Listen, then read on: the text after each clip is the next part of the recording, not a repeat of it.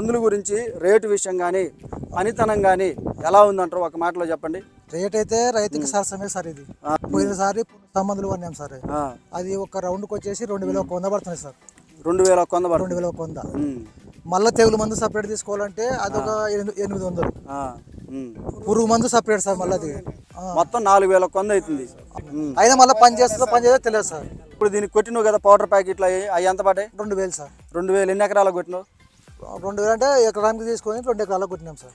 2 ఎకరాలకు కొట్టారు, 2000 ఖర్చు వచ్చింది అంతేనా? అంతే సార్. అంటే ఎకరాకి 1000 రూపాయలు పడింది సార్. మన మందు పని చేస్తాం సార్.